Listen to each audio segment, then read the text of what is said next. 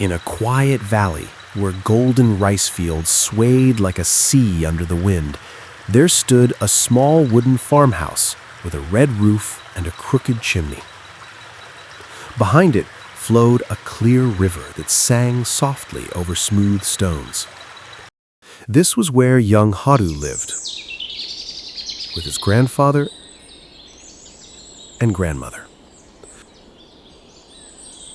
Haru was 10 years old, with sun-kissed cheeks and curious brown eyes. Every morning before the rooster could finish its second crow, he was already awake. He would tiptoe across the wooden floorboards and slide open the paper door to greet the dawn. The sky would blush pink and orange, as if happy to see him. "Good morning, Lolo," Haru would whisper, gently shaking his grandfather's shoulder. "Good morning, Apo," his grandfather would reply with a warm smile. His grandfather's back was bent from years of farming, and his grandmother's hands were wrinkled like dried leaves, but both still carried a quiet strength. Haru knew this, and so he tried every day to lighten their load. He fetched water from the well, even when the bucket felt heavier than yesterday. He fed the chickens, talking to each one as if they were old friends.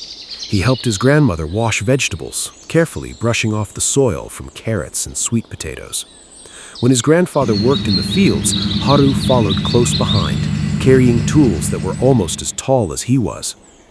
"Farming is not just planting," his grandfather once told him. "It is listening. The soil speaks." So Haru listened. He listened to the wind brushing through the crops. He listened to the frogs croaking by the river. He listened to his grandparents' stories at night about storms they survived and seasons of plenty. In the afternoons, Haru would run barefoot to meet his friends near the old camphor tree by the river. They would build tiny boats from fallen bark and race them downstream. When one friend tripped on a stone and scraped his knee, Haru tore a strip from his old scarf and gently tied it around the wound. "Does it still hurt?" he asked softly. "A little," his friend sniffled. "Then we'll walk slowly. The river isn't going anywhere." He never laughed at anyone's mistakes.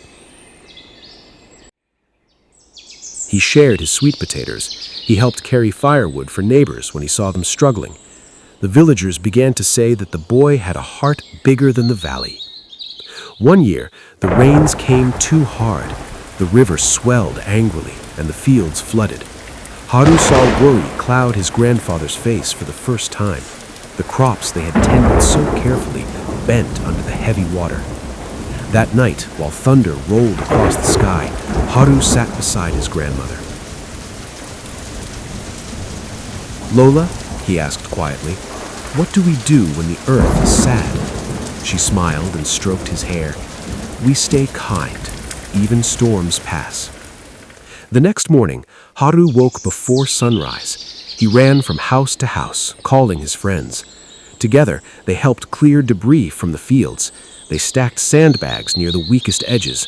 They brought warm tea to the elders. The villagers worked side by side, and in the middle of it all was Haru, small, muddy, and smiling. Days later, when the waters receded, the damage was not as terrible as they feared. Some crops survived, and new shoots began to push bravely through the soil. His grandfather placed a rough hand on Haru's shoulder. "You have strong hands," he said. Haru looked down at his muddy fingers. "They're small." "Yes," his grandfather chuckled, "but they carry love. That is stronger than size." That evening, as fireflies blinked gently over the recovering fields, Haru lay on the grass between his grandparents.